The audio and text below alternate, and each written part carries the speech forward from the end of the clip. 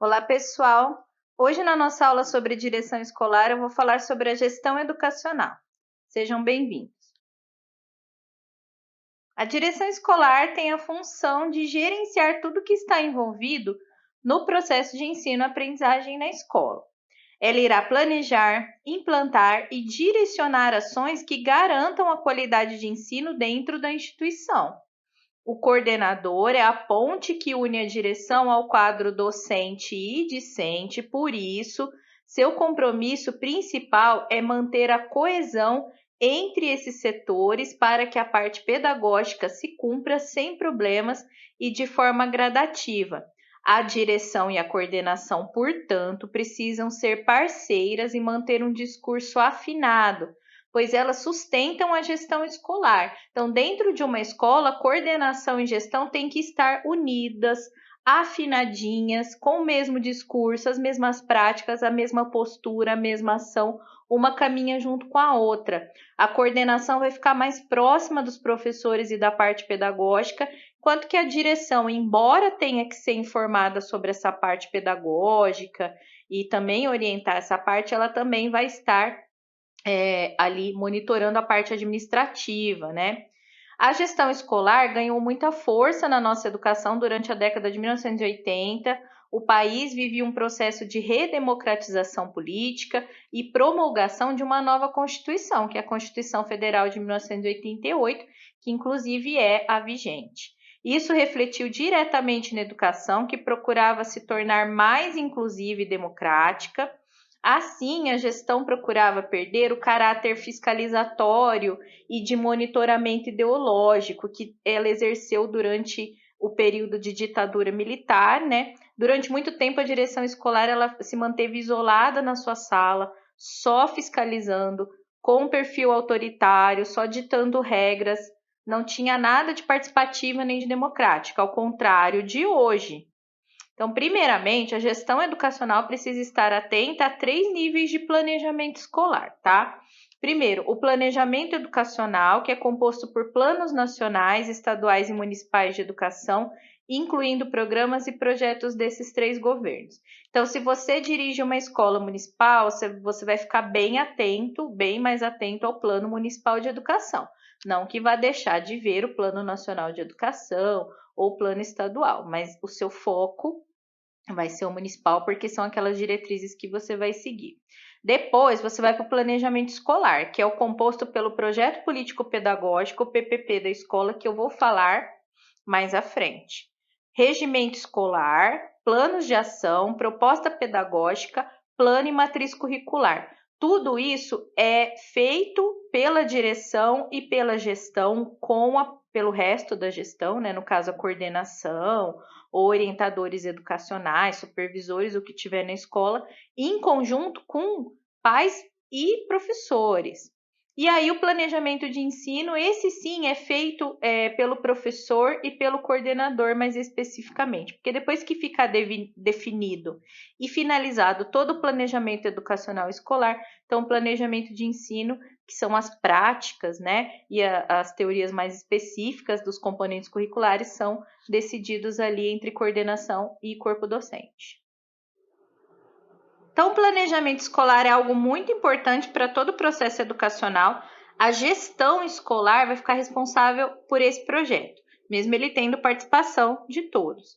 Geralmente, as escolas fazem o planejamento para o ano letivo. O ano letivo é composto de 200 dias letivos, no mínimo, mas ele também pode se estender para um biênio, um triênio. Sendo assim, esse planejamento precisa ser feito antes do ano letivo começar e deve ser o mais democrático e participativo possível, ou seja, contar com a colaboração de todos os agentes escolares.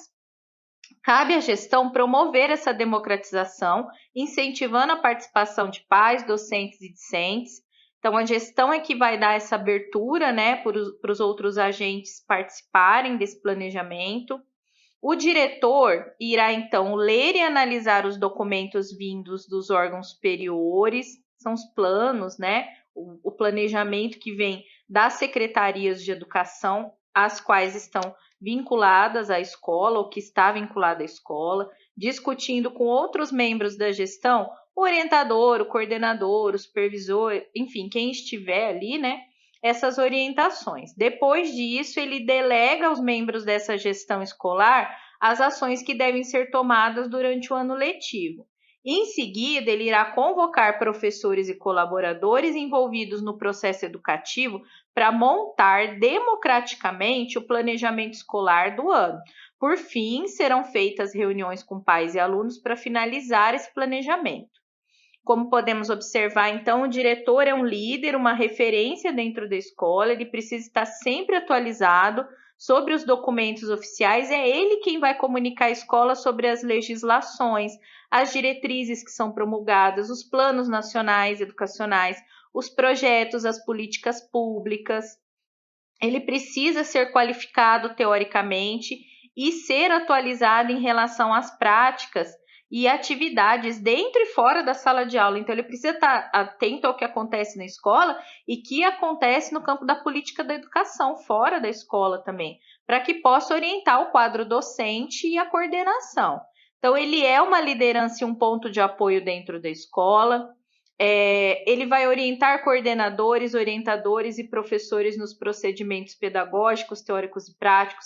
Então, por exemplo, quando foi promulgada a BNCC, e a gente sabia que 2022 era o ano de mudança do ensino médio, os gestores e os outros gestores e os professores procuram a direção e falam: como é que vai acontecer isso na nossa escola? Como é que nós vamos reestruturar o ensino médio?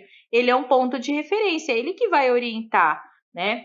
Ele vai promover um ambiente saudável de trabalho, onde todos devem ser ouvidos e respeitados, gerenciar e monitorar as ações pedagógicas pensadas no planejamento, organizar e agendar as reuniões pedagógicas e garantir a qualidade de ensino.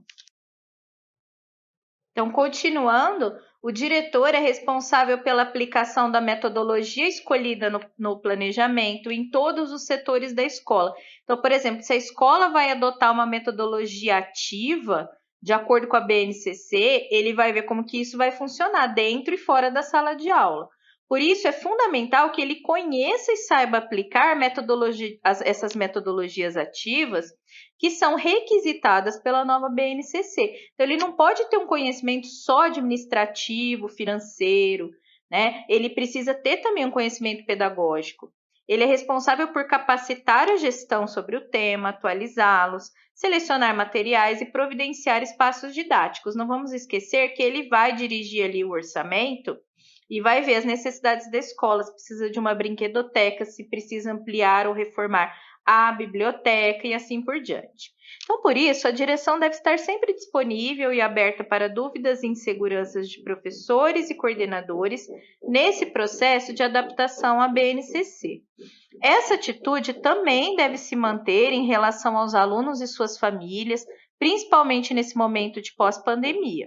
O coordenador deve providenciar um canal de comunicação efetivo para pais e alunos, né, através de e-mails, mensagens de site, etc. E esse canal, como eu já falei antes, ele deve ser acessado pela direção e também outros membros da gestão que julgarem necessário para resolver as questões pertinentes. Nós temos aí um vídeo, né, gestão escolar, parte 1, em que o professor vai orientar sobre essa questão da gestão escolar, vai falar como ela funciona. Vocês têm um infográfico aí do Tutor Mundi, né, que fala sobre a gestão escolar, que ela atua como a gestão administrativa, pedagógica, gestão de eficiência, gestão de pessoas, gestão de comunicação e gestão financeira. Então, o diretor, ele é multitarefas e por isso ele é multiformação também. Então, quais as dicas que eu dou para uma gestão escolar, seja ela o diretor, o coordenador, ou mesmo outros participantes da gestão, como orientadores e supervisores? Bom, a gestão escolar precisa investir em ferramentas de contato com as famílias, não podemos deixar as famílias de fora da participação dentro da escola. É lógico que essa participação ela deve ser limitada, como é a participação de todos, né? Deve ficar claro o que os pais e responsáveis podem definir, podem participar ou não, mas ela também não pode ficar desinformada em relação ao planejamento escolar, até para fazer o seu próprio planejamento, né, como família, na hora de orientar esse aluno em casa, em suas tarefas, em seus estudos. Precisa ouvir os docentes para entender quais ações têm funcionado e quais não. Então, o professor ele tem a necessidade de ser ouvido porque é ele o agente primeiro ali do processo educativo, né? Ele que está diretamente em contato com isso e ouvido de verdade, não ouvido só de uma maneira superficial, como se fazem em muitas reuniões pedagógicas. É preciso criar um canal de comunicação com esses docentes, né? Para que eles possam ali expor sempre suas dúvidas, suas inseguranças, ou mesmo participar com sugestões, com motivações e outras contribuições. Manter documentos, planilhas e materiais em plataformas acessíveis, se possível, em uma ferramenta utilizada por todos. Então, a gestão escolar ela tem que ser transparente, como qualquer tipo de gestão. E essa transparência pode ser através de um site ou de algum aplicativo, ela precisa ser acessível a todos, né, que fazem parte da rotina escolar. Ouvir famílias e alunos para compreender a realidade de cada contexto. A gente dentro de uma escola tem alunos que têm poder socioeconômico e outros que não têm. E a direção precisa estar atenta às necessidades desses alunos também fora da escola para que isso não prejudique o processo de aprendizagem deles. Incentivar o respeito ao horário de trabalho, isso é importante, e também ao horário das aulas, né? Muitos pais se atrasam, negligenciam isso, então o diretor precisa manter uma rotina organizada e disciplinada, explorar alternativas para evitar a sobrecarga dos professores, como ferramentas de tutoria online, isso é feito em conjunto com a coordenação e outros membros da equipe gestora, porque, como eu disse, o professor ele é contratado para determinadas tarefas e acaba exercendo tarefas extras para as quais ele não foi contratado e também não é remunerado. Então, a escola não pode sobrecarregar o professor, como não pode sobrecarregar nenhum colaborador, tá? Então, é preciso ficar atento a isso, toda gestão precisa ficar atenta a isso. Reduzir o número de tarefas burocráticas para que a equipe docente também não se sinta sobrecarregada em relação a isso. Delegar tarefas é importante. Então, o planejamento no início do ano ele precisa ser feito de tal forma que tanto a coordenação quanto os professores façam o que for necessário e não o que for desnecessário, que isso acaba sobrecarregando e tira o tempo que o professor ou a coordenação deveria estar dedicando ao processo de ensino-aprendizagem, deveria estar dedicando ao aluno. Ele perde esse tempo ali preenchendo dados, às vezes o mesmo dado em várias plataformas. Isso precisa ser revisto. Então, para concluir, a gestão educacional na atualidade, ela monitora o andamento da rotina escolar e o atendimento às necessidades dos alunos, pais, professores, direção e comunidade.